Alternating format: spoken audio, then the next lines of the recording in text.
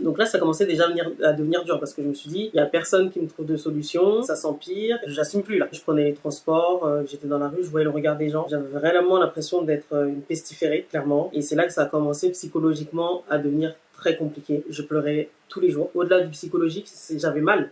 J'avais mal parce que ça gratte, donc on gratte, ça saigne, donc ça fait mal. Bah, le moindre tissu qui passait dessus, même le gel douche, ça devenait compliqué. Et à la finale, j'en suis arrivé à penser au suicide. Vraiment. Je me suis dit, c'est pas possible. C'est pas possible. Je ne vais pas supporter le regard des gens sur moi.